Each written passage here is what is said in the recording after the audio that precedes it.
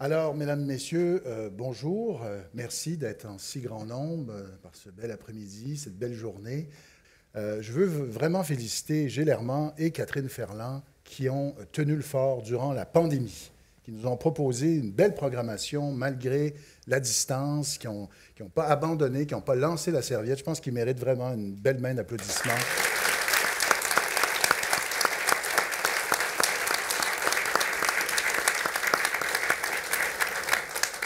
Évidemment, je les félicite, ainsi que toute leur équipe.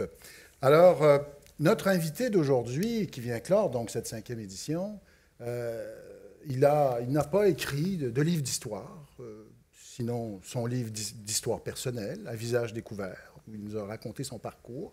À ce que je sache, il n'a pas passé des mois dans les archives, mais il a fait autre chose. Il a marqué l'histoire. Et il a été un acteur de l'histoire. Et ça, peu de gens peuvent avoir cette prétention.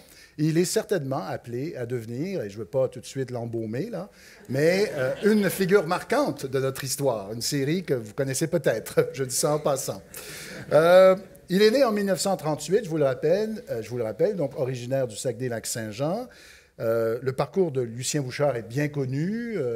Il a été avocat dans la pratique privée, où il est retourné, mais avocat à la commission Clich durant les années 70, avocat négociateur du gouvernement du Québec au début des années 80, et c'est là qu'il est entré plus étroitement en relation avec M. Lévesque.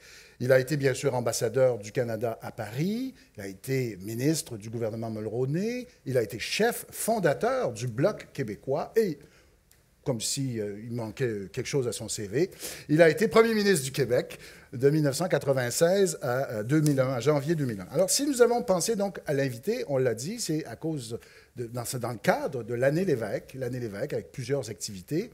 Dans 10 jours, soit le 24 août, nous allons commémorer officiellement le 100e anniversaire de naissance de René Lévesque. Donc, d'où l'année Lévesque, avec plusieurs activités. Qui sont organisés. Et donc, Lucien Bouchard est le président d'honneur de cette année Lévesque. Tout ça est évidemment coordonné par la Fondation. Donc, dans l'entretien que je vous propose, il sera évidemment question de René Lévesque. Hein. On l'a dit, Lucien Bouchard a côtoyé, l'a connu. Donc, il sera question de sa pensée, de son parcours, de sa personnalité et de sa trace dans l'histoire. Mais je me suis dit, M. Bouchard ne prétend pas être un spécialiste de René Lévesque. Il l'a connu, comme plusieurs autres l'ont connu. Donc oui, nous allons en parler. Mais je me suis dit, on va aller un petit peu plus loin. On va aussi parler de Lucien Bouchard, c'est-à-dire de la place qu'a occupée l'histoire dans le parcours de Lucien Bouchard. Hein? Son rapport à l'histoire universelle, mais aussi l'histoire du Québec, comment il a perçu certains personnages, certaines périodes. Et il a été d'accord pour qu'on élargisse, dans le fond, un peu le spectre, qu'on ne se contente pas de parler de M. Lévesque, ce serait déjà beaucoup. Et en voyant cette opportunité, je me suis dit, et hein, j'en avais parlé avec Catherine Ferland, je me suis dit, c'est quand même des premiers ministres qui, pendant 1 heure, ont discuté d'histoire et de leur rapport à l'histoire pendant 1 heure, donc avec un historien, devant un public de passionnés. À ma connaissance, ça ne s'est jamais fait. Donc, nous allons peut-être innover, peut-être ça va devenir une tradition. Les autres premiers ministres vont vouloir être invités. Hein, moi aussi, je veux ma place. Donc, on l'espère, on verra. Alors, M. Bouchard, et donc, je vous remercie d'avoir accepté d'élargir un peu. Donc, on va parler de René Lévesque, mais on va parler de vous aussi. On va parler de votre rapport à l'histoire. Donc, je vais commencer par une question. Moi, ça m'avait beaucoup fasciné en lisant, par exemple, sur la crise des missiles à Cuba, je pense que c'est 1962. À l'époque, il paraît que John F. Kennedy lisait un livre sur le déclenchement de la Première Guerre mondiale. Alors, il lisait un livre et il voyait bien que la Première Guerre mondiale, c'était une catastrophe, mais que ça avait été un engrenage de décisions malheureuses et que ça l'aurait énormément influencé dans sa retenue. Hein. On se souvient que John F. Kennedy, les généraux voulaient y aller, puis là, il était toujours le pied sur le frein, il voulait... Bon. Et donc, l'histoire a eu un impact direct sur un événement du présent, dans le cas de John F. Kennedy. Alors, dans votre cas, à vous, lorsque vous avez été confronté à des moments difficiles au plan politique, lorsque vous avez dû prendre des décisions déchirantes, quelle place l'histoire ou certains grands personnages ont pu occuper dans votre esprit?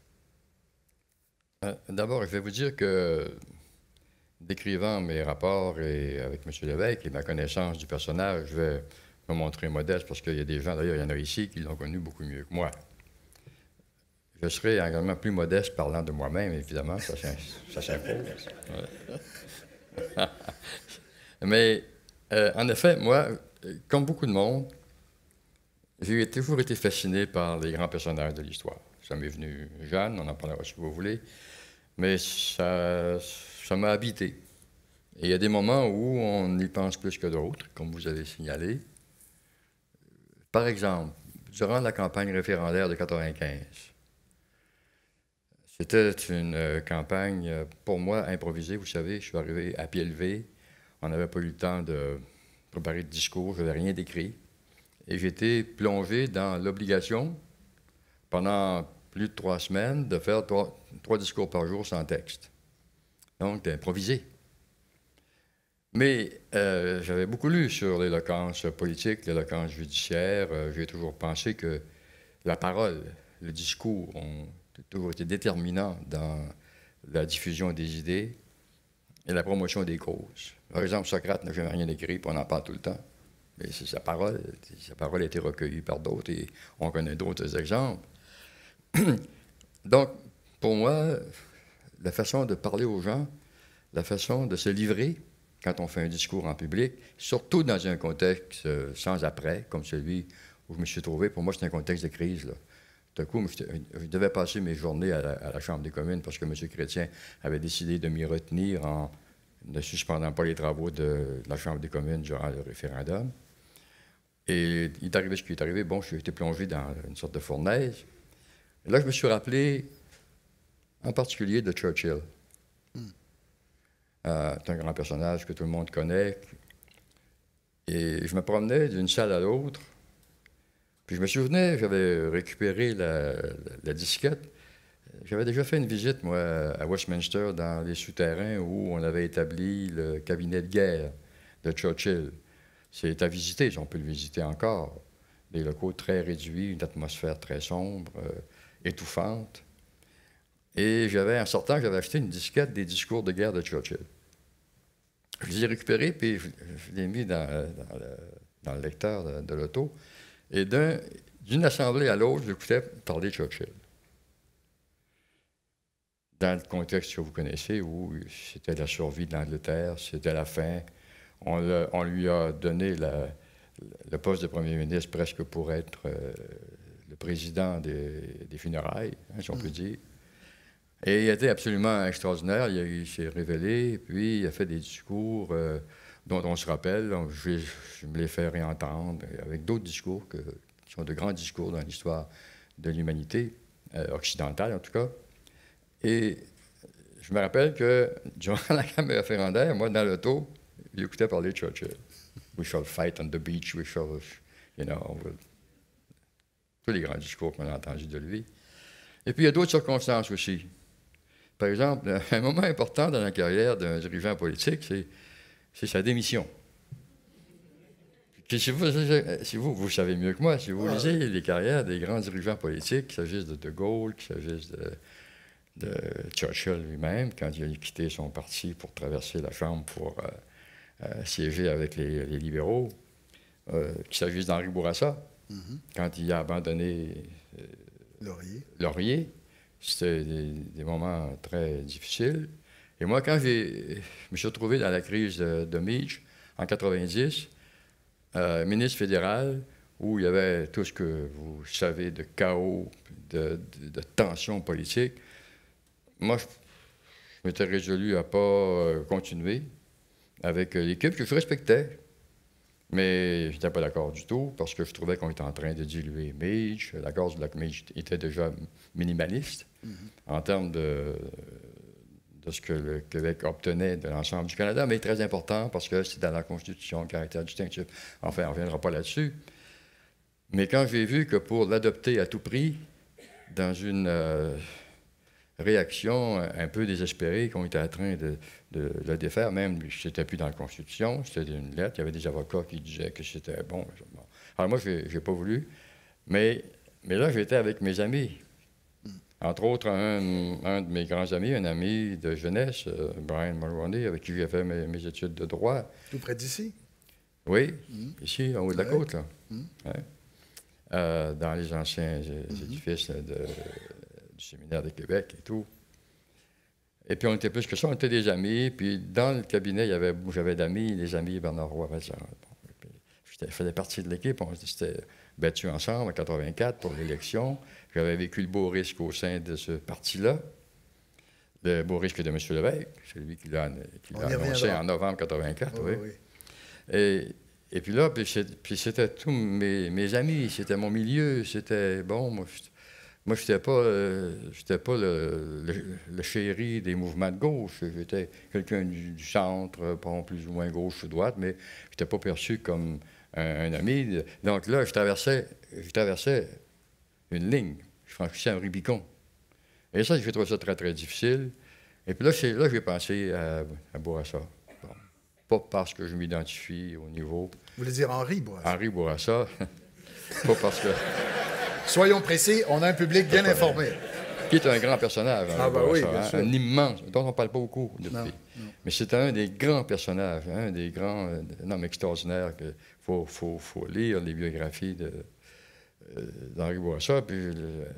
Alors, et là, je me suis dit, pas parce que je m'identifie, encore moins à De Gaulle, qui a démissionné d'une façon spectaculaire. Mais je me suis dit qu'il y a des moments où il faut le faire, même si ça fait mal, même si ça déchire. Alors, je ne me suis pas trompé, ça a fait mal. De ce point de vue, je ne me suis pas trompé. Mais par contre, c'est peut-être le moment le plus important dans ma carrière de politicien, parce que là, c'était tout ou rien. C'était, on plonge, on n'est pas sûr qu'il y aura de l'eau dans la piscine. Bon. Moi, je suis très fier de cette démission. Alors, une démission en soi, c'est pas extraordinaire. Démission, ça a aussi le sens d'abandonner. Hein? Bon, si on retourne à sa racine latine. Mais pour moi, donc, la référence à des gens qui nous ont précédés, qui ont vécu les mêmes moments, puis en plus intense, évidemment, puis des personnages plus importants que nous, mais qui, quand même, vivaient intensément d'une vie intérieure, des angoisses, des décisions qu'ils avaient à prendre, c'est important. Pour moi, c'est essentiel, absolument. C'est très, très important. On ne peut pas se trouver quelque part avec une décision à prendre sans la vivre dans la communauté historique de ceux qui nous ont précédés. Autrement, on est très isolé. Hein? On se sent très seul aussi. On se sent très seul, oui. Et justement, quand l'histoire va surgir dans votre enfance, aussi loin que vous vous souvenez par les lectures ou un personnage qui vous avait fasciné enfant, par exemple, René Lévesque, justement, dont il va être beaucoup question, disait souvent que Pierre Lemoyne d'Iberville, lui, là, quand il a découvert Pierre Lemoyne d'Iberville, c'était son héros. Il trouvait qu'après, l'histoire était un peu plate. mais moi, mon héros, c'était un notaire. C'est un notaire, mon héros. Notaire? Oui, il y a beaucoup de gens qui professent l'admiration. Mais vous allez nous dire son nom. Ben oui. Thomas Chevalier. Ah oui? Ben oui. Chevalier de Delormier. Ben oui. Vous l'avez découvert comment? D'abord, parce qu'il n'était pas si connu. Non, mais il est redevenu... quand on prend la peine de lire ce qui s'est passé en 37-38, ce qui a précédé ces années-là, on a vu, par exemple, qu'il y avait des problèmes très graves. La population était indignée à bout. Pas que des fermiers prennent des fourches pour aller se battre contre la meilleure armée du monde, contre celui qui avait combattu à côté de Wellington à Waterloo. Et il fallait qu'il se passe quelque chose. Là. Les gens étaient vraiment, ils n'en pouvaient plus. Et puis, tout ça, ça a été, on dirait, attisé. Enfin, ça a été repris par les grandes assemblées qui ont eu lieu à l'époque. Et c'était les avocats qui faisaient les assemblées, puis qui faisaient des discours extraordinaires. Papineau le premier. Mais ceux qui ont été pendus, des notaires. Ah bon? Ben oui. J'avais jamais fait le lien. Il y a 4 notaires, il y en a 12 qui ont été pendus au pied du courant. Ah bon? Il y a 4 notaires, dont un stagiaire notaire. Il était pour devenir notaire, mais il n'a pas pu faire carrière. Il n'a pas terminé sa cléricature. Dont Chevalier de Lormier. Ah oui. Qui, lui, est mort comme un héros romain, comme Caton. Sans tâche aussi. Sans tâche. Sans compromission, on pourrait dire. Aucune compromission. Et puis, il n'y en a pas raté une. Il n'y a pas seulement 37-38. Dans les années d'avant, il se battait avec La Fontaine en particulier. Puis avec les autres. Puis il était du même... Bon, il a pris des risques énormes, mais il s'est battu physiquement. Et vous l'avez découvert jeune, là? C'est surtout les patriotes de 37-38 qui m'ont toujours impressionné énormément. Et puis lui, j'avais toujours trouvé, mais qu'est-ce que c'est que ce personnage qui est dans sa cellule, qui écrit des lettres d'amour à sa femme? Des lettres qui déchirent. Il faut lire ça, ces Ah, lettres-là. c'est poignant. Si on a un héros au Québec, bon, on avait de l'ordre des Ormeaux dans le temps, mais on s'en est un peu éloigné. Mais c'est vrai, c'est les premiers héros qu'on avait. Oui. Mais ça, c'est le héros. Mais justement, mais vous dites ça, peu, mais vous, là, vous grandissez dans le Québec quand même des années 50, et le héros de l'époque, pour disons, les élites traditionnelles, c'est de l'ordre des Ormeaux. Ouais. Donc, c'était un petit peu subversif quand même d'admirer autant Chevalier de Dormir. Oui, mais moi, j'étais plutôt romantique aussi. Hein, Ah, ben oui. Côté, Un homme qui écrit des lettres comme ça à sa femme, c'est vrai que c'est les inspirant. deux petites filles. Puis, Oui, oui. Alors, vous avez pris position pour... À un moment donné, il y a eu une rumeur, hein, le cours d'histoire de la tradition occidentale au cégep allait être moins obligatoire pour un programme. Enfin, je ne connais pas le détail de l'histoire, mais vous avez ressenti le besoin d'écrire une lettre pour dire que ce cours-là sur la tradition, sur l'histoire de la tradition occidentale depuis l'Antiquité devait être maintenu. Pourquoi vous avez senti le besoin de faire ça? D'abord, vous savez ce qu'on voulait faire, c'est qu'on voulait cesser d'enseigner l'histoire avant le Moyen Âge, et même avant la Renaissance. Alors, on en coupait un bon bout, hein? Oui. La Renaissance dans les années 1500, bon. Puis le Moyen Âge, on pense que le Moyen Âge, oui, mais c'était très, très important, le Moyen Âge, enfin, puis et toute l'histoire des Romains, des Grecs. Alors, moi, mon premier contact avec l'histoire, c'est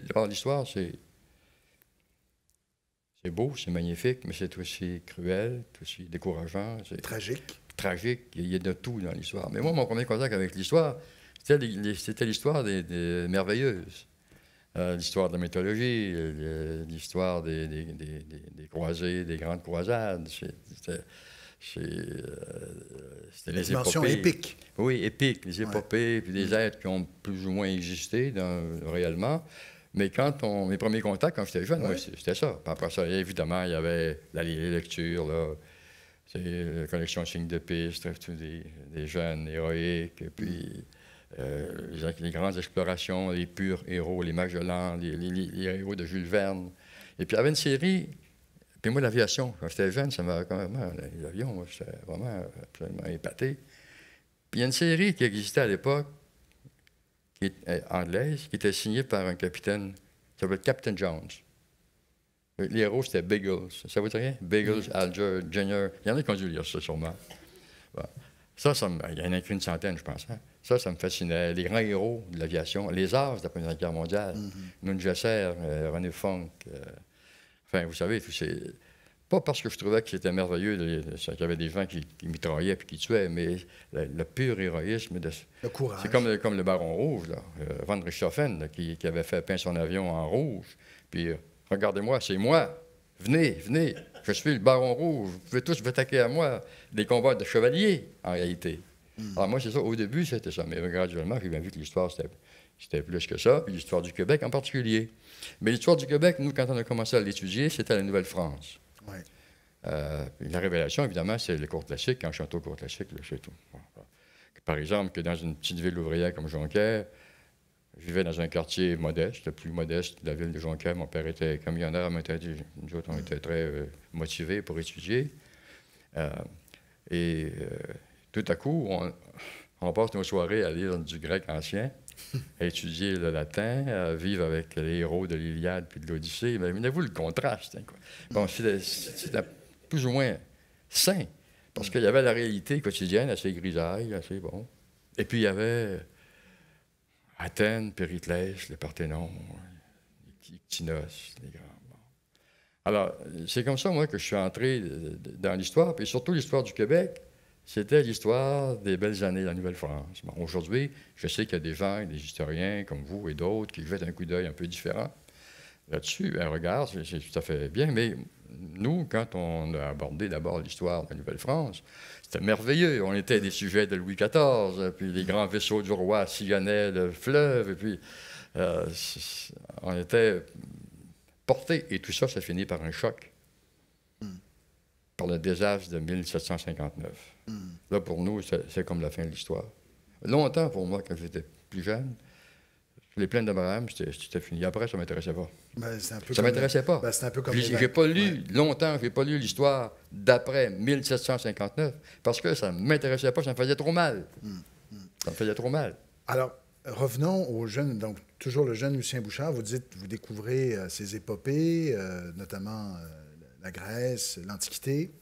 Là, vous arrivez à l'Université Laval, on est en 1960. Vous avez dit dans une entrevue que vous aviez donnée à la radio, j'avais trouvé ça très intéressant, vous avez dit que votre père était quand même un admirateur de Maurice Duplessis. Oui.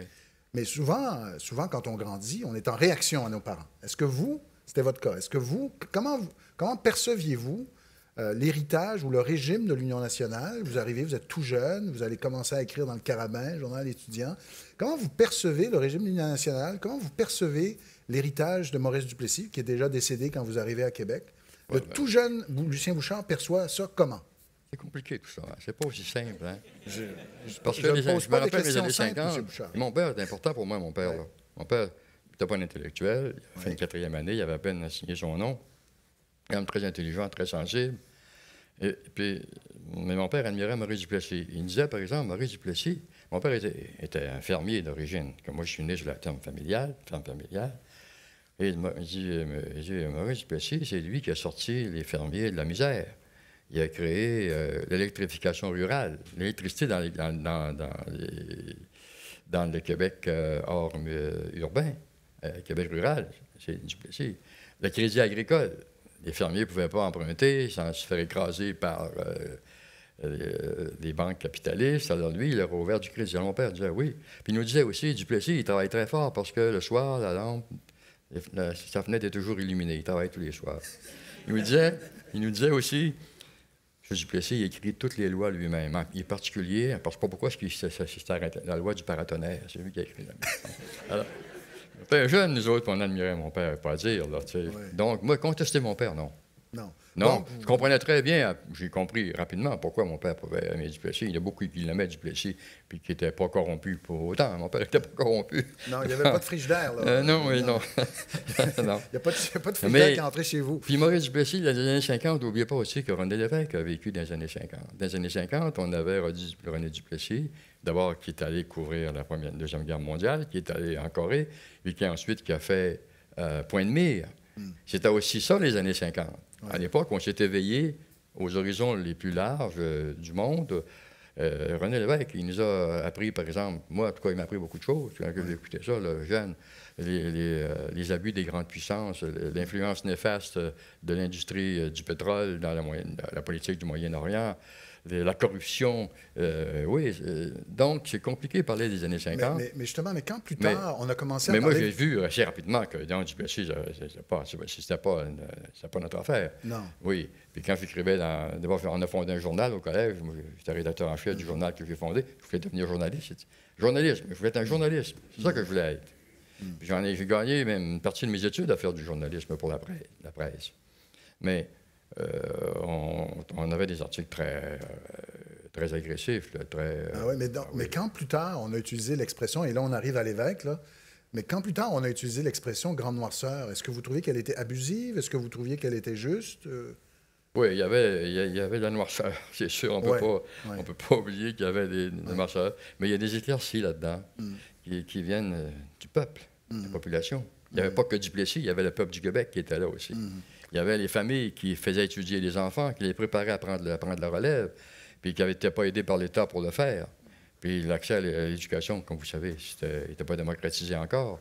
Mais il y avait quand même un Québec qui souffrait, mais qui se battait, puis qui préparait l'avenir.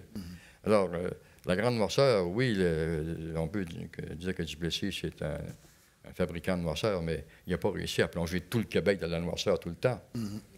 Alors, arrivons à Lévesque. Vous le rencontrez, dites-vous, dans un texte que vous aviez prononcé, une conférence que vous aviez prononcée ici à Québec pour un colloque justement sur Lévesque. Vous nous dites que vous avez rencontré René Lévesque la première fois en 1973 lors de la campagne électorale et que vous aviez été à ce moment-là son chauffeur. Oui. J'ai été chauffeur de M. Parizeau aussi. Oui, c'est ça, oui. J'étais parti pour faire une grande croisière.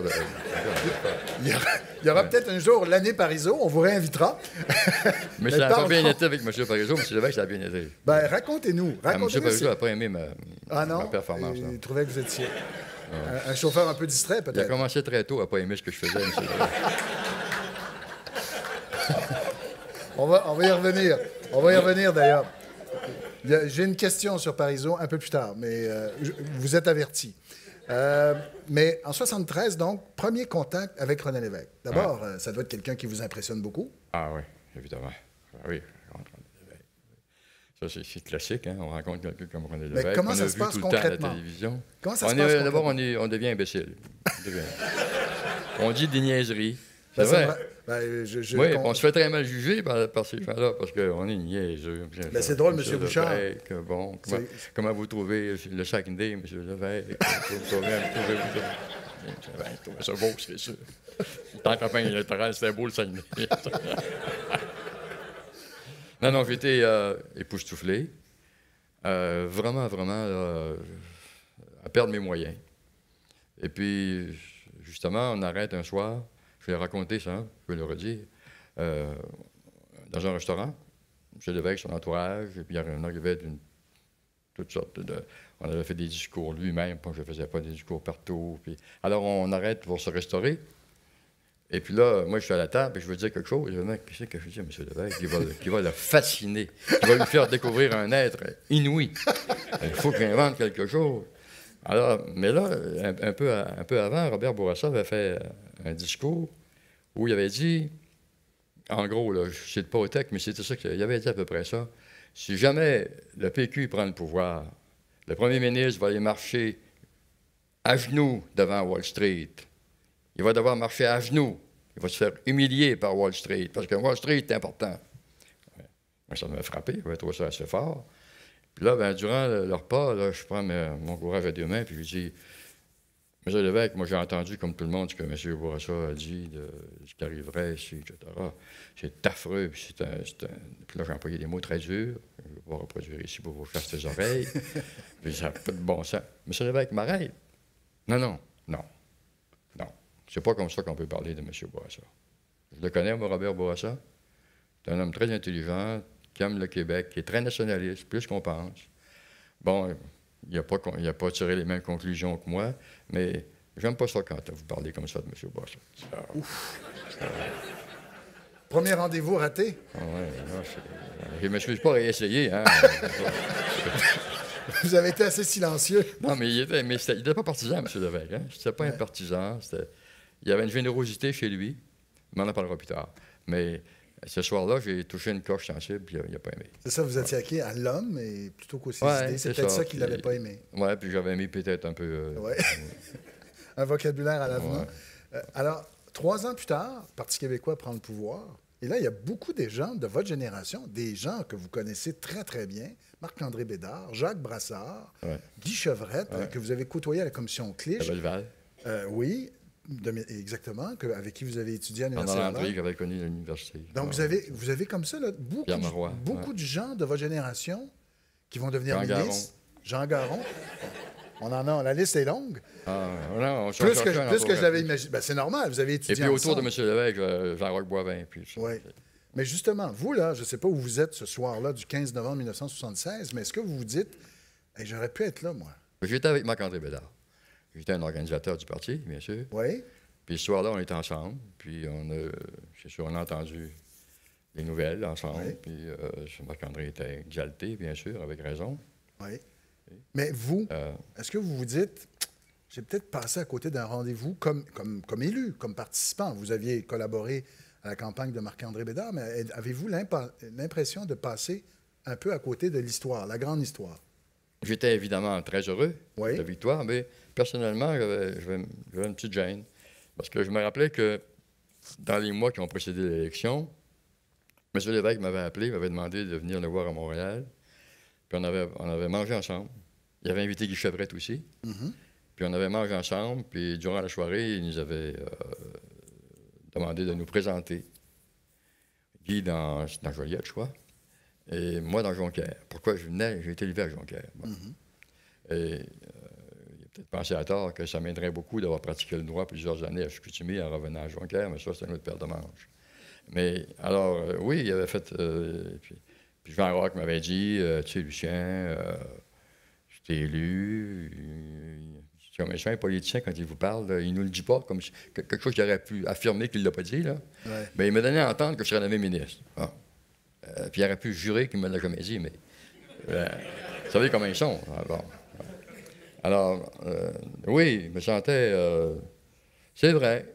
Vous pouvez dire ça, que Ouais. l'histoire est passée, je suis allé à ma porte, puis que je ne l'ai Mais pas là, vu passer. Mais justement, avec la victoire, Mais est-ce moi, que vous c'est pas- aviez des regrets mais- le lendemain? Le 16 novembre, avez-vous des regrets?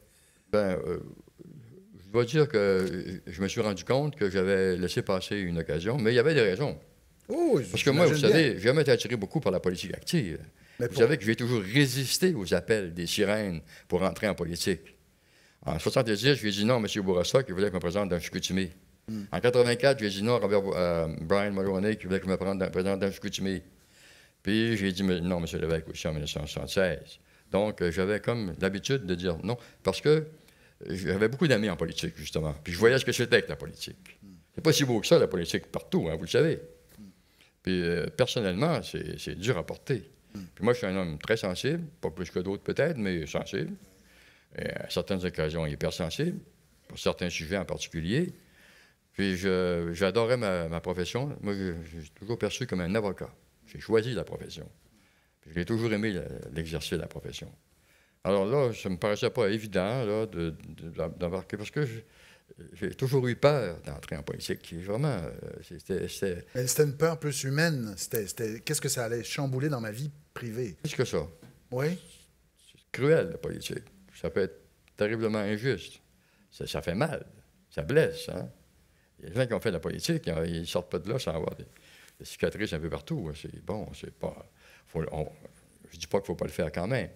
Mais à ce moment-là, la passion politique n'était pas assez puissante. Mais vous savez, oui, c'est un rendez-vous manqué. Oui. Mais il y en a des pires que ça que j'ai manqué en politique. Hein? Non, mais j'étais curieux. Puis parce moi, que- je me souviens du rendez-vous manqué du soir de 95. Là, c'était un rendez-vous collectif. Oui. Puis moi aussi, là-dedans, j'avais un rôle à jouer le lendemain. C'est pas seulement Jean Roch qui m'avait dit que peut-être je pourrais porter les valises du premier ministre. Là. J'avais été nommé négociateur en chef de toutes les négociations qui allaient venir. J'étais chef de l'opposition à Ottawa. J'avais participé à la campagne référendaire. Je voyais bien que si ce que les sondages nous disaient que nous allions l'emporter ce soir-là, je voyais bien qu'il y avait un rôle à jouer et que là, que les rendez-vous que je vais déjà manquer, là, Ça va être balayé. il là. serait balayé par bon. Ben oui, évidemment. Mais alors, ça, c'en est un autre, ça, celui-là. Puis celui, il fait plus mal que Oui, n'importe mais qui. celui-là, c'est pas celui que vous avez choisi, Non, évidemment. je n'ai pas choisi, je l'ai subi. Vous dites, j'allais être nommé négociateur en chef en devenant un oui, mais justement, si on pense à vous pour être négociateur en chef, c'est que vous avez une belle feuille de route comme négociateur, mais à titre d'avocat. Et c'est à ce titre-là que vous êtes, dans le fond, embauché par le gouvernement du Québec. Et à ce moment-là, donc c'est autour de quelles années que vous allez entrer en Je dirais scène? 78. Et donc, à ce moment-là, vous allez avoir à parler et Oui. vous Je ne allez sais avoir- pas ce que je craignais de parler. J'aimais ça parler. Non, Je mais, craignais pas de à parler. parler, je veux dire, avec René Lévesque. Ah oui, oui, oui. Donc, vous allez avoir à, Mais des d'avoir contacts. parlé à M. Parizeau. Oui, ben j'y arrive. Parce j'y que arrive. c'est M. Parizeau. Vous avez- C'est vous qui Mon avez hâte de patron, parler de c'était M. M. Parizeau, Parizeau. là. C'était C'est mon vous qui patron. avez hâte de parler de M. Bon, mais Parizeau. je vous fais venir quand même. Mais non, mais- Facilite la tâche. Oui, mais on y arrive. Parlons Lévesque avant. C'est-à-dire que là, comme négociateur, vous devez rencontrer M. Lévesque souvent ou Assez souvent, oui. assez souvent. Puis oui, à un moment donné, souvent. Et comment ça se passe? Là, vous êtes loin du jeune chauffeur de 73, là. Vous êtes l'avocat quand même du gouvernement. Ah ouais. Comment ça se passe, vos rencontres? Et quel homme découvrez-vous à ce moment-là? Bon, ben, d'abord, l'accès à M. Lévesque, c'était par M. Parizeau d'abord. Parce que c'est M. Parizeau qui était mon patron. M. Parizeau, il était ministre des Finances, ministre du Revenu. Président du Conseil du Trésor, évidemment, pendant du longtemps. Trésor. Et puis, il avait fait nommer Denis de Belleval ministre de la fonction publique et vice-président du Conseil du Trésor. Il contrôlait tout. Bon. Mais il y avait M. Lévesque. La relation entre les deux devrait être examinée parce qu'il y avait une admiration mutuelle puis une fidélité inconditionnelle entre les deux. Mais en même temps, M. Lévesque est premier ministre, puis il y a un de ses ministres qui est tout-puissant. Dans la dynamique normale des choses, c'est quelque chose à gérer. Mais je me souviens très bien que moi, je sais, parce que c'est pas M. Parizeau qui m'a nommé son négociateur. C'est M. Lévesque, et puis Louis Bernard, Jean-Roch Boivin, Marc-André Bédard. Donc, vous étiez comme une nomination un peu imposée à M. Parizeau? Oui, ça se peut. un historien pourrait aller pourrait peut-être dire ça un jusque-là, jour. peut-être. Ouais. On ne sait jamais, on ne sait jamais. Non, mais Ça effectivement, commence à... ouais. effectivement, Oui. j'étais pas le choix de M. Parizeau. M. Parizeau ne me connaissait pas. Il m'avait connu comme chauffeur, puis il m'a même pas trouvé. Il n'a pas été très impressionné comme chauffeur.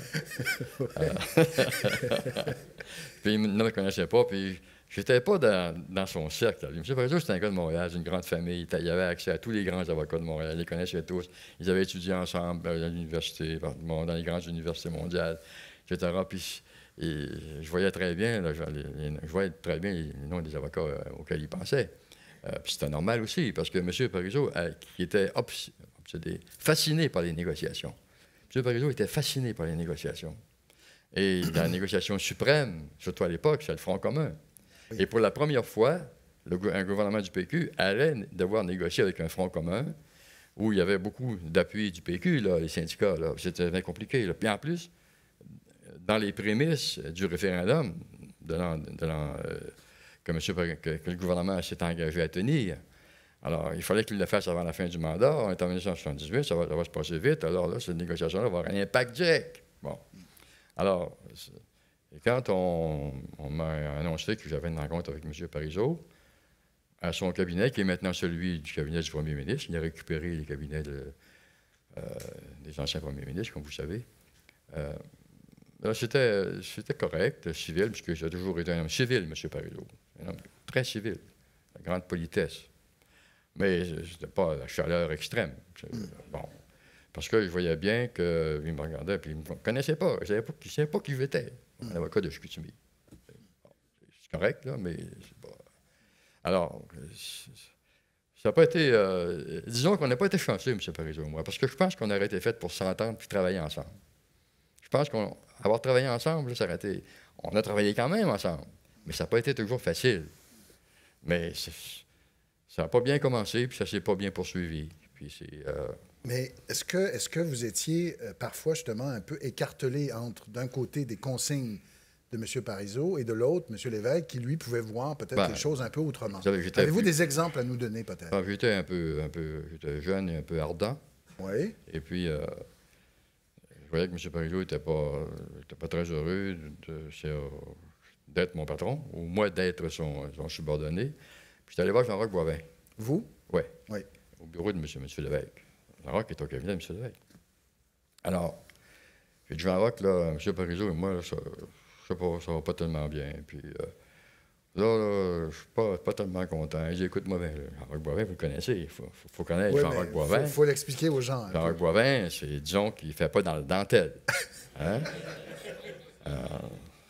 Alors, il dit, écoute-moi bien, là, dit Lucien, là. Écoute-moi bien, là.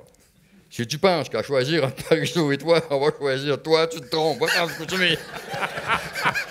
On retourne chauffeur. J'ai compris, oui. Et par rapport à... Et si on revient sur, mettons, là, vous deviez négocier des choses difficiles avec des syndicats, oui, avec beaucoup d'appui du PQ. Vous avez dit que c'est une opération politique délicate. Mais de vos rencontres avec M. Lévesque, comment avez-vous perçu sa façon de voir justement les demandes syndicales, les équilibres budgétaires, la vision Lévesque, disons, du rôle de l'État? Qu'est-ce qui se dégageait? Vous n'étiez pas dans des grands colloques à réfléchir sur le rôle de l'État, je comprends bien, mais qu'est-ce que vous perceviez? Comment vous décodiez sa vision de l'État? M. Lévesque, d'abord, c'est un homme qui vouait à l'État, et surtout à l'État du Québec, qui est notre État à nous. Hein, c'est notre État à nous. C'est pas l'autre. Il y a aussi l'autre, mais... Notre vrai État, nous, les Québécois, c'est l'État du Québec. Puis c'est unique parce que dans le reste du Canada, les gouvernements provinciaux, ce n'est pas les premiers gouvernements des citoyens, c'est ici à Ottawa. Et nous, c'est l'inverse. Alors, pour M. Lévesque, l'État du Québec, mais il n'était pas arrivé à une conception nationaliste tout de suite, contrairement à beaucoup de chefs nationalistes. Lui, il a commencé par découvrir les grands horizons internationaux. C'est par l'international qu'il est venu à la nation québécoise, puis au rôle. C'est un peu un chemin inverse. Parce que lui, il voyait le Québec qui prendrait sa place dans le monde. C'était un de ses leitmotifs. Et à ce point de vue, il savait bien que le gouvernement qui avait créé les instruments modernes qui ont fait le Québec d'aujourd'hui, tu sais, la Caisse de dépôt, les programmes sociaux, le SGF, un conseil du Trésor, une façon de gérer. Parce que le gouvernement, le Québec, c'était pas très, très bien géré avant. Roch Bolduc, vous connaissez Roch Bolduc? Oui, oui. Roch Bolduc, il a été sous-ministre. Hein, vous l'avez connu, Jacques. Je pense qu'il a fait 22 ministres. Un mandarin de l'État québécois. Oui, oui, il a servi 22 ministres, puis il vit encore à 90 au-delà. Et puis, lui, il est économiste, il avait formé à Chicago. Il arrive durant les années de M. Duplessis vers la fin pour montrer que le Québec n'était pas gouverné. Alors, là, on le nomme conseiller économique du premier ministre. Il est bien impressionné, mais personne ne l'appelle. Il y a un bureau, puis on ne l'appelle pas. Au bout d'un mois, tout d'un coup, on lui dit Monsieur Duplessis veut vous rencontrer. Alors, évidemment, il est rentré dans le bureau, les fesses serrées dans le bureau de M. Duplessis, les genoux qui tremblent, puis M. Duplessis dit Assis-toi là, assis-toi là, à côté de lui. Puis là, M. Duplessis lui dit Bon, prends cette feuille-là, là. On va reviser les salaires de la fonction publique. Oui, prends ton crayon, là. Bon, ça, Joe Barrett, là, c'est du 5e rang de Kamouraska, je ne sais pas trop, là. Ça, c'est un libéral. Zéro. Oui. Roch Bolduc raconte ça. Puis je l'ai écrit, puis je lui ai montré avant de l'écrire. Oui, c'est ça. À un tel, ça, oui, 5 piastres. Ça, puis un autre, lui, donne-lui 10 piastres. Ben oui, pourquoi 10 piastres, celui-là? Ben ça, c'est l'huissier audiencier de mon ami qui est juge à la Cour supérieure. Puis il m'a demandé de faire quelque chose pour lui, parce que quand il va à la pêche, c'est lui qui attache ses verres à son maison. Mais ça, c'est pas le Bolduc, ça. C'est un homme digne de foi, là. Oui. Hein? Raconte ça. Donc, ça, c'était ça, la gouverne quand Richard Verreault. Richard Verreault, à 20 ans, il est à Beaupré, lui, puis il chante dans les églises. Il n'a jamais étudié le chant, une voix absolument extraordinaire. Et puis, il y a quelqu'un qui l'entend, comme ça, par hasard, qui connaît M. Duplessis, puis qui lui dit il y a un jeune là, qui est fantastique là-bas, il faut l'envoyer étudier, il faut l'aider, c'est un talent inouï. Alors, plein mois de juillet 1951 à peu près, Richard Verreault qui me l'a raconté, puis on l'a écrit par la suite. Il a reçu un coup de téléphone de la secrétaire de M. Duplessis. Vous êtes convoqué par le premier ministre à son bureau, à telle date. Alors, il arrive au bureau de M. Duplessis. Et puis là, il y avait des évêques là-dedans. Il y avait toutes sortes de monde dans la salle d'attente, évidemment. Bon. Alors, puis là, d'un coup, on le fait entrer. Puis là, M. Duplessis dit bonjour, mon jeune, assieds-toi, là. À l'époque, et aujourd'hui encore, moi, quand j'étais à Québec, on l'avait encore, ce pupitre-là, je l'avais, moi. C'est un grand pupitre, comme ça, qui avait 2 rangées de tiroirs à chaque côté. En tout cas, c'est un vieux pupitre, là. Alors, assieds-toi, mon jeune. Il dit, c'est Wilfrid Pelletier. Wilfrid Pelletier m'a dit que c'est un grand musicien, c'est le fondateur de l'Orchestre symphonique de Montréal. Donc, Pelletier, il a œuvré longtemps au Metropolitan Opera à New York. C'est quelqu'un de très, très important, mais il connaissait M. Duplessis. Puis il lui avait dit, il y a un jeune là-bas, bon. Alors, il dit, Wilfrid Pelletier me dit que tu as du talent, on va t'envoyer étudier en Europe. Tu vas aller étudier en Europe. Puis on va te donner une bourse. Oui. D'ailleurs, la bourse, là, voilà. Il a ouvert un tiroir, une pile d'argent, il a donné la bourse. Une pile d'argent. Content. C'était le gouvernement de l'époque.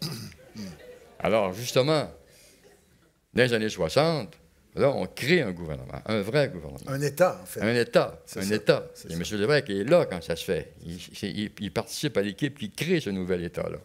Alors, lui, il savait très bien que c'est là-dessus qu'on pouvait compter, nous, au Québec.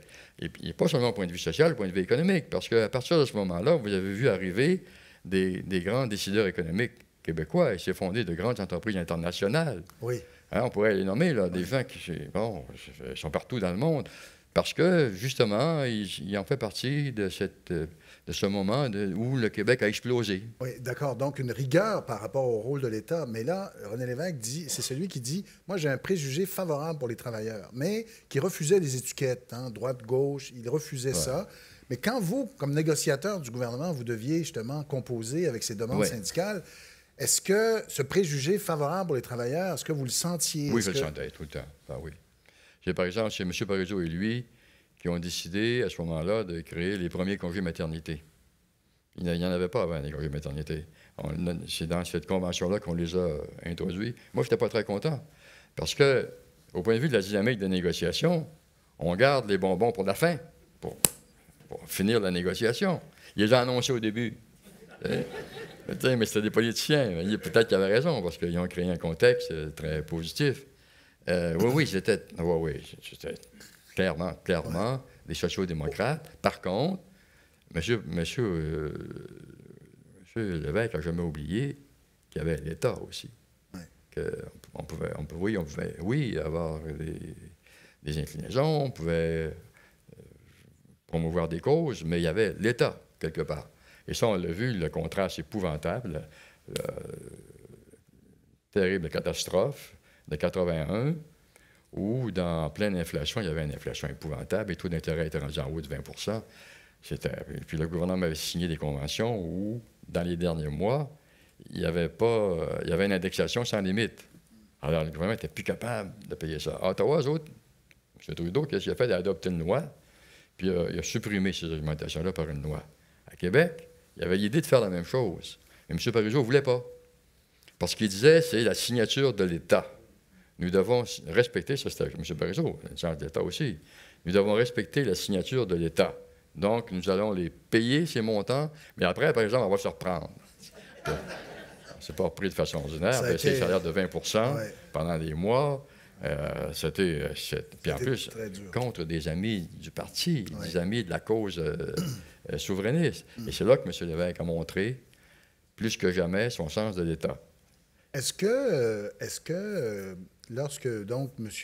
Lévesque va vers le beau risque, hein, je rappelle, hein, vous êtes familier avec cette formule, donc il veut, dans le fond, il donne une chance, on pourrait dire, aux conservateurs de Brian Mulroney.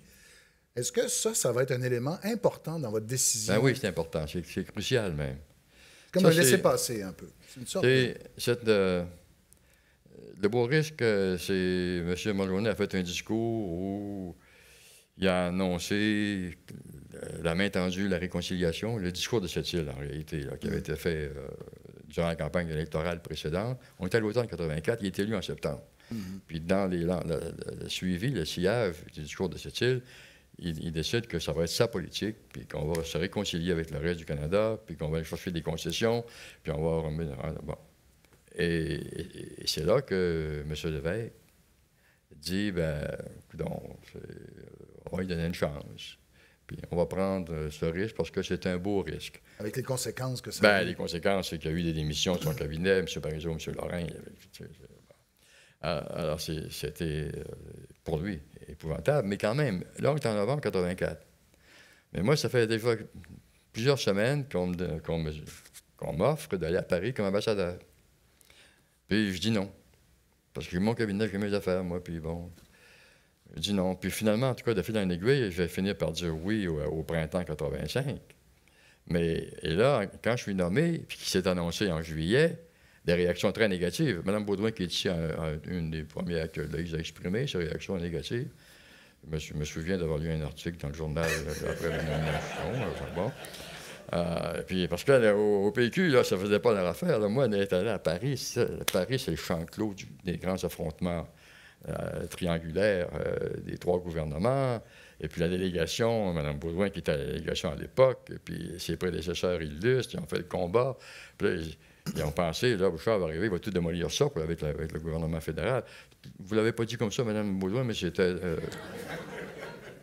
On comprenait, ouais. Alors... C'était la musique. et là, moi, il faut que je fasse la tournée du Canada, parce que c'est dans les traditions de l'époque. Quelqu'un qui s'en va ambassadeur à Paris, c'est très important en la France, il faut qu'il voit tous les premiers ministres des provinces pour dire comment il va faire ça, puis comment il va servir les intérêts canadiens et des provinces. Alors moi, je fais le tour, je les rencontre tous, les premiers ministres, puis on garde M. Lévesque pour la fin. Alors, là, au mois d'août, probablement, 85, dans ce coin-là. Je ne sais pas s'il avait déjà annoncé qu'il partirait, mais il allait partir bientôt, M. Lévesque. Je pense que M. Johnson est arrivé au pouvoir en septembre. Hein? Alors, c'était vers la fin du régime de M. Lévesque. Alors, je me présente à Québec, puis il n'y a personne qui veut me recevoir à Québec. Personne ne veut me recevoir. Ils me font descendre bon. Alors, plus ça allait, plus je baissais dans le ministère. Puis là, moi, je n'étais pas de bonne humeur. Fait que je tourne les talons, puis je retourne à Ottawa. Puis là, j'étais pas drôle. C'était mes amis, ça, à Québec.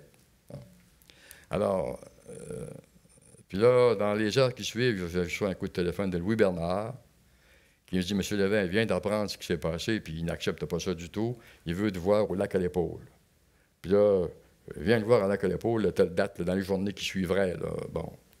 Alors moi, évidemment, je me précipite au lac à l'épaule. Puis là, je rencontre M. Lévesque. Là, quand j'arrive, il sort du lac, il s'est baigné. Puis là, on entre, on mange ensemble. Et je pense que il y avait quand même 3-4 personnes qui étaient là, qui se rappelleront. Puis là, on mange ensemble. Puis après, là, il dit, venez avec moi, on va faire une marche. Fait on s'en va marcher, puis là, on jase. Puis là, il me dit, vous partez pour Paris. Puis il dit, votre dossier, il dit, c'est la francophonie. Les sommets de la francophonie. Il faut se rappeler qu'à l'époque, les gouvernements antérieurs du gouvernement du Québec avaient joué un très grand rôle pour créer un espace francophone, etc., mais qui n'était pas constitué en instance internationale, et ainsi de suite, puis surtout contre tout le temps à l'encontre des entraves opposées par le gouvernement fédéral. C'était assez mesquin, là, le combat qui s'est livré. Et le Québec s'est beaucoup battu, puis avait remporté des victoires, mais ce n'était pas encore les sommets. Et M.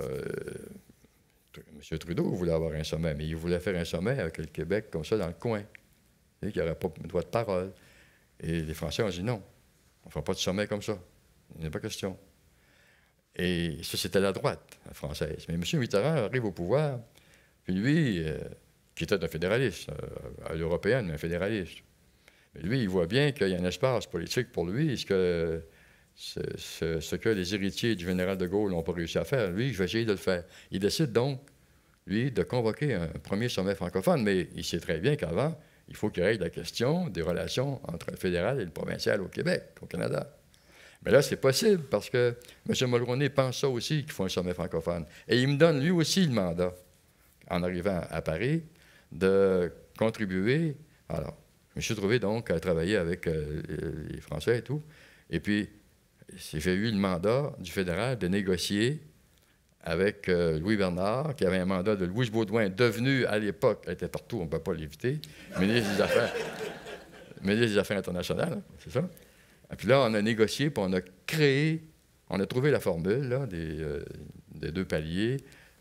Le fédéral pourrait parler de ses juridictions, l'économie internationale, etc., mais le Québec pourrait parler, lui, bon, de ses juridictions à lui. Donc, on a créé les sommets francophones. Et M. Lévesque trouvait que ça faisait partie du beau risque. Ça, c'est une chose qui faisait partie du beau risque. Intéressant. Ça, c'était un résultat du beau risque. Les sommets francophones, ça vient de là. Bon, le beau risque n'a pas fonctionné parfaitement parce que l'accord du lac Meach, c'est ce qui est arrivé. On y arrive. Et là, le temps file, M. Bouchard. Je veux vous amener sur le décès de René Lévesque. Donc, en 1987, vous êtes donc à Paris. Vous êtes en tout cas ambassadeur. Comment vous recevez cette nouvelle? Parce que vous êtes... les ambassadeurs à Paris, on les connaît plus ou moins, mais vous, j'ai retrouvé un texte de vous dans le Journal de Montréal ou dans un journal. Vous aviez fait une déclaration qui avait été... Alors, comment vous réagissez? Comment vous recevez cette nouvelle qui surprend tout le monde? J'avais estomaqué. Je l'avais vu durant l'été. Il est mort en 87, c'est ça? Oui. L'automne, hein? Novembre 87. Oui, on l'avait vu, Louis et moi, l'été, chez les Jolis Cœurs, dans un jardin, un repas magnifique. C'était tellement convivial, il était de bonne humeur. Puis il y avait de grands projets, là. Il allait reprendre des espèces de points de mire modernisés à TVA. Puis ça allait se faire le lendemain même. Tout à coup, paf. Bon. Alors moi, je suis à Paris, ce soir-là, puis je reçois 2 coups de téléphone. Le premier, c'est que M. Lévesque vient de mourir. Puis le deuxième, c'est la veuve de Yolande Guérard, qui était alors directeur du Centre culturel canadien, donc il dépendait de moi. Yolande Guérard, le chanteur, et qui venait de mourir. Et sa veuve était évidemment désespérée. Alors, la première chose que je fais, je me précipite à la résidence. Puis là, je vois Roland Guérard assis devant la télévision, mort. Il est mort en apprenant la nouvelle de René Lévesque, la mort de René Lévesque.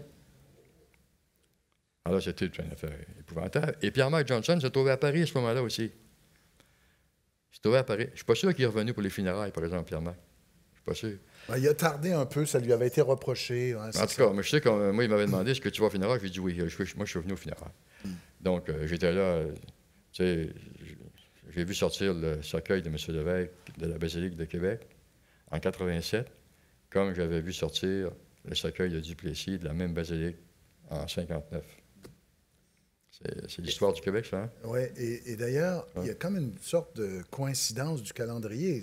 Moi, je vous pose la question, c'est-à-dire que vous décidez de faire le saut en politique pas longtemps après ce décès. Si je ne m'abuse, là, c'est autour de 88. Vous 6 mois acceptez, après. 6 mois après.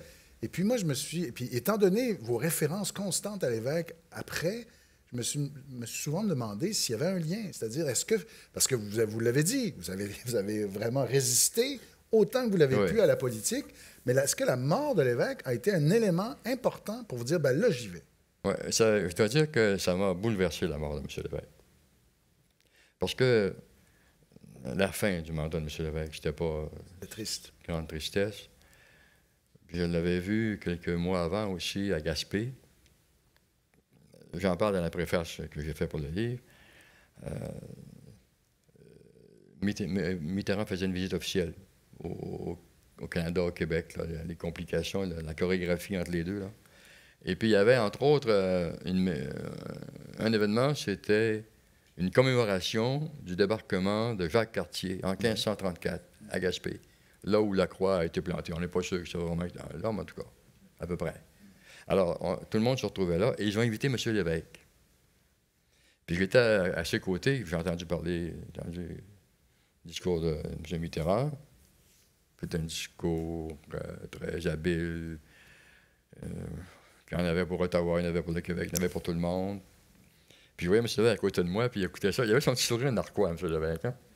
Il avait un petit sourire narquois. Je voyais, il écoutait le discours de Mitterrand, il avait un petit sourire narquois ici. Puis dans le fond, il y avait une profonde tristesse. Là. Et là, il y avait les officiels, évidemment. Tout le monde était officiel, sauf lui, il n'était pas du groupe.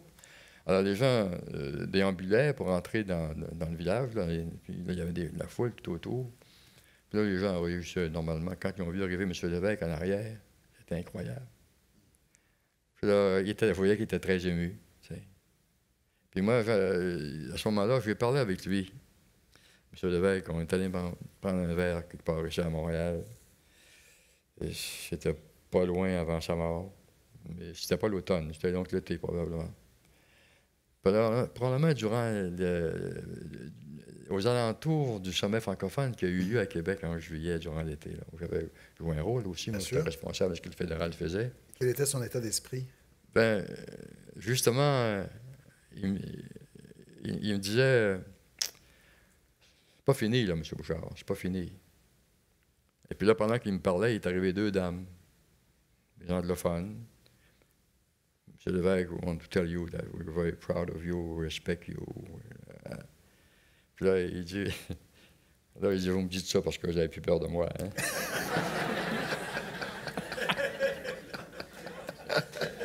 Puis là, là, on parle du référendum du 80. Ouais. Moi, je lui ai dit, M. Lévesque, 80, là. 80, c'est 40 %. Hein? Ça fait 40 %. Oui, mais il dit, plus que 40 % de francophones. Il dit, il y a peut-être, ça vaudrait la peine de reprendre ça. Mais il avait dit quelque chose comme ça. Ouais. Mais d'ailleurs, je fais tout de suite du pouce sur cette opération. Vous avez eu votre grande altercation avec M. Parizeau. Ça a été ce qu'on a appelé, parce que ce matin, on recevait justement son biographe Pierre Duchesne qui a évoqué cet événement. C'est ce qu'on a appelé, c'est ce qu'on appelle maintenant le virage, c'est-à-dire que vous vouliez que dans la question, il y ait un partenariat qui soit clairement proposé. M. Parizeau n'en voyait pas la nécessité. Il y avait un débat très houleux entre vous, entre les deux partis, le Bloc, et finalement, il y a eu entente avec l'entente du 12 juin, mais au fond, quand on y repense, et là, je me vous pose d'autant plus la question qu'on en avait déjà parlé en privé, au fond, là-dessus, vous ne faisiez que revenir, non? C'est ce que M. Parizeau a bien vu. Au projet de M. Lévesque. Oui, il a bien vu, parce que dans le temps, le Bloc québécois avait ses bureaux face à l'édifice Hôtel Delta, l'édifice Optimum, là. On traversait la rue. Et puis là, on avait eu une rencontre à un moment donné. Là, on avait un différend, c'est sûr. Puis on faisait tout pour aplanir nos différends. Puis là, on avait eu une rencontre là, justement, au Delta. M. Parizeau était venu avec son groupe, là, son entourage, là. Puis moi avec le mien. Et puis là, on était vis-à-vis, puis là, on se parlait, puis... Je me rappelle, il y a un de mes députés jeunes qui lui a dit « M. Parizeau, votre méthode couée, ça marche pas, tu sais. » j'étais pas content. Ça se parlait, mais c'était correct, mais c'était pas facile. Là, il y avait beaucoup de tension. Et à un moment donné, M. Parizeau dit je veux une pause, je vais vous revenir. Là, il y a une pause. Il revient, puis il y avait la question de 80. Il est revenu, puis il a lu la question de 80. Ça, c'était la question. Ça ressemble un peu à la vôtre, ça, M. Bouchard. Celle qu'un virage nous induirait à faire. Vous avez changé le mot association par partenariat, oui, mais... alors, vous savez ce qui est arrivé en 80? Il dit, on ne veut pas recommencer ça. Donc, il était contre, parce que il pensait que les réactions de la population québécoise vis-à-vis une question qui serait modulée plus ou moins sur le modèle de 80 n'avait pas de chance de passer. Et moi, j'en voulais plus, en le fond. Moi, j'aurais voulu un deuxième référendum. Un peu comme M. Lévesque. J'en voulais un deuxième. Je voulais qu'on ait le mandat de les négocier. Et puis, quand on aurait abouti à quelque chose, quoi que ce soit, qu'on le présente à la population pour qu'elle décide. On le veut ou on ne le veut pas. Bon. Mais Et moi, je pensais qu'à ce moment-là, on aurait certainement un oui au premier référendum. Et fort d'un oui à un premier référendum, on devenait imbattable après. Parce que j'ai toujours pensé que l'un des problèmes que nous avons eus dans notre histoire, c'est que les grandes décisions politiques là, qui ont créé des régimes auxquels on est obligé de s'intégrer, ont toujours été décidées dans un petit groupe en haut, des réunions de gens, etc. Jamais la population, jamais le peuple. Jamais. Il n'y a jamais un dirigeant politique québécois qui a été investi d'un mandat populaire pour aller rencontrer le reste du Canada et dire « Voici ce que la population du Québec veut. Moi, je ne suis qu'un porte-parole. C'est pas moi qui vous le demande. C'est pas moi avec mes petites amitiés de petits groupes, là, puis on est allés à l'université ensemble. Non.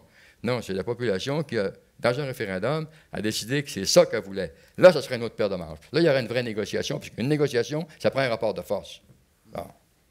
Le rapport de force, en 80, on ne l'avait pas, puis on l'a vu, 81, on a vu ce qui nous est arrivé. Mais là, je dis à M. Parizeau, allons chercher un rapport de force. Puis là, on va en avoir un, oui. Je suis à peu près certain, écoutez, on aurait eu 55 peut-être 60 parce que juste avec la question dure, on l'a eu tout près. Mais je comprenais, M. Parizeau, il avait vécu le traumatisme de 80, puis c'est compliqué, ces histoires-là. Puis on ne connaît pas l'avenir non plus, tu sais, on peut juste faire des conjectures. Vous dites rapport de force, et ça me rappelle votre discours, dont on voit malheureusement, parce que ce serait bien d'avoir la séquence au complet, on voit dans le film Le Mouton Noir de Jacques Godbout, le documentaire Le Mouton Noir de Jacques Godbout, on vous voit improviser un discours, là, quelques jours après votre démission du cabinet Mulroney. Vous aviez prévu un discours à la Chambre de commerce de Montréal. Vous vous attendez à recevoir des tomates du milieu des affaires. Et vous acceptez quand même d'y aller. Oui, parce que j'avais accepté de faire un discours sur l'environnement. Ouais. À l'époque, j'étais ministre de l'Environnement. Ben oui, c'est ça. Bon. Mais là, je vous parle de rapport de force parce que dans l'extrait qu'on voit dans le film Le Mouton Noir, vous évoquez la mémoire de l'évêque. Vous dites, on a envoyé l'évêque au front, mais sans rien. Donc, est-ce que ça a aussi joué dans cette décision si importante que vous avez évoquée au tout début de notre entretien? C'est sûr. C'est sûr, dans les journées qui ont précédé ma démission, j'ai eu un affrontement disgracieux, je vous dire, à la Chambre des communes avec Brian Tobin. J'avais fait une déclaration qu'il n'avait pas aimée, justement, puis où il était question de M. Lévesque. Puis il m'avait... on s'était presque invité à aller se battre dehors. Un duel. Non, on s'était invité. On s'était invité. Ah oui? Oui. Parce que, puis là, moi, j'ai revendiqué la mémoire de René Lévesque. Je n'avais pas le droit de parler comme ça de René Lévesque. Il faudrait aller voir les lanceurs, là. Moi, j'ai dit René Lévesque, là. Puis en plus, je savais une chose aussi. Je savais que le gouvernement de M. Mulroney en 1984 a été élu à cause des péquistes. C'est pas officiellement le cas, mais les voteurs nationalistes et souverainistes, en 1984, ont appuyé le gouvernement conservateur, essentiellement. Et puis, allez voir les discours qu'on faisait à ce moment-là, puis qu'on écrivait. C'était des discours fortement trempés dans l'encre souverainiste. Hein? Ouais. Alors, moi, je ne pouvais pas accepter qu'on considère René Lévesque comme un paria à Ottawa, alors que pour moi, c'était un des grands démocrates canadiens. Il était canadien, du Canada puis du Québec, que nous avons eu, à comparer avec Henri Bourassa, Henri le Premier. Oui. Dernier élément sur René Lévesque, et là, je vous promets, là, on ne parle pas de la prochaine campagne électorale. Promis. Non, mais ça m'inquiète que vous parlez de ça. J'ai Ouais, déjà entendu des promesses qui n'ont pas été tenues.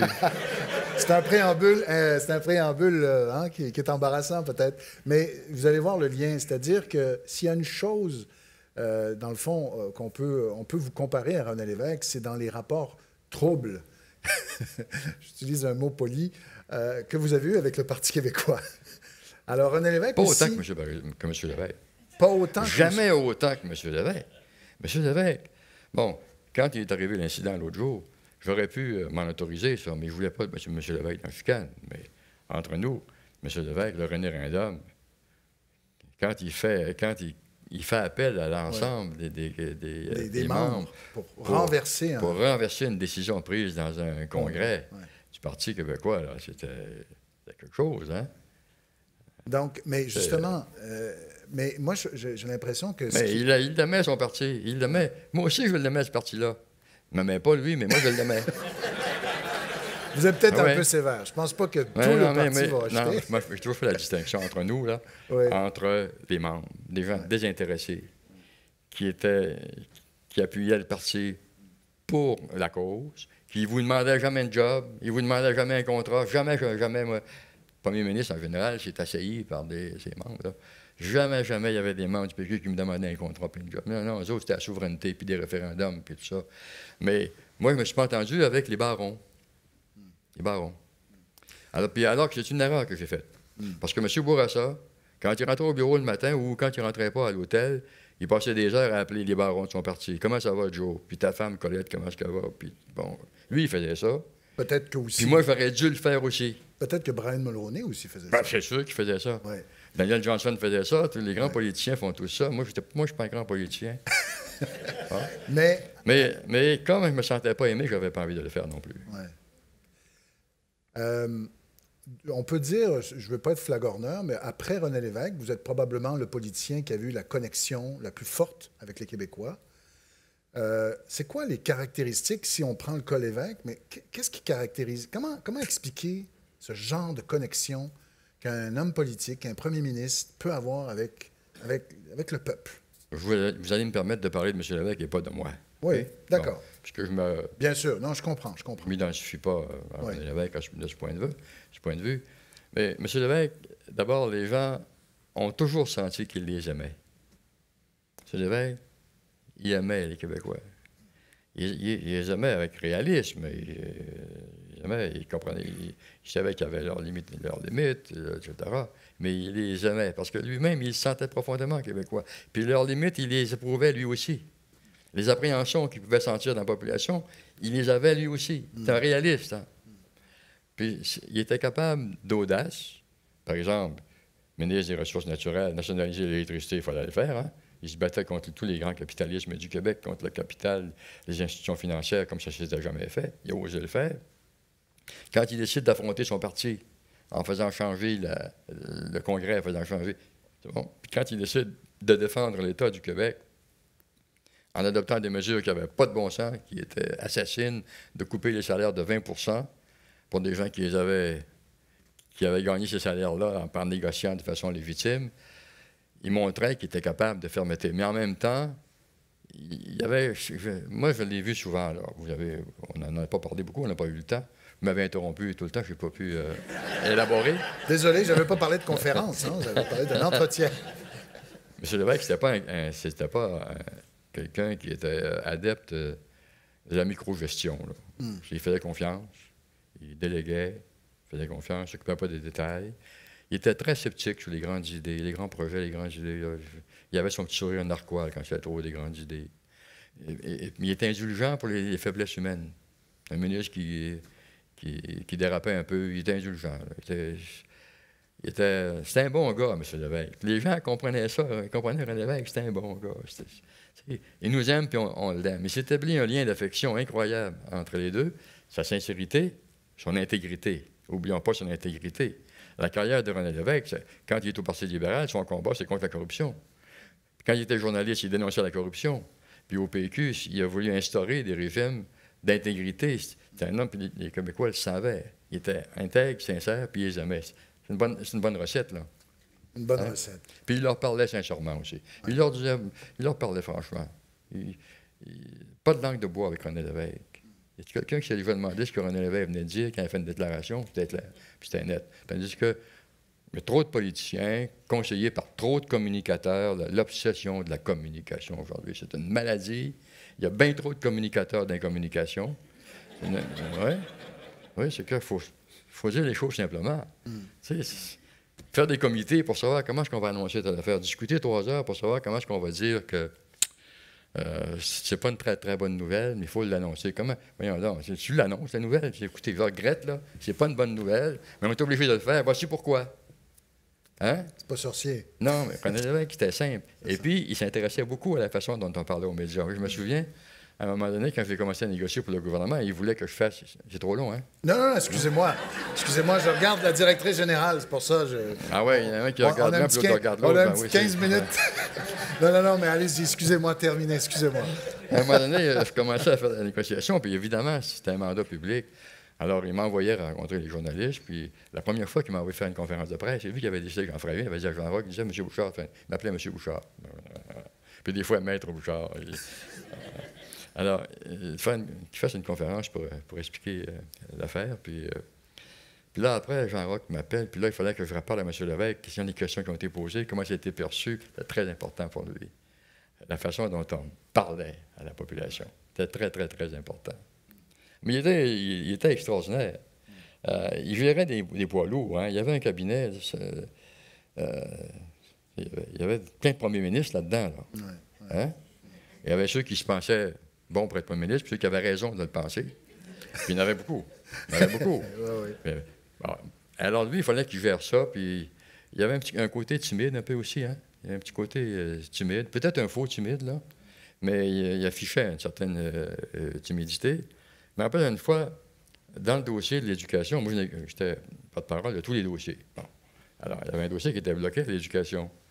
Puis, c'était un mandat que M. Lévesque avait, et M. Parizeau, d'ailleurs, aussi, avait appuyé. Je ne me souviens pas exactement à quoi. C'était dans l'éducation, les sombres questions d'éducation, les battements de cours, les 2 minutes, vous savez, les affaires.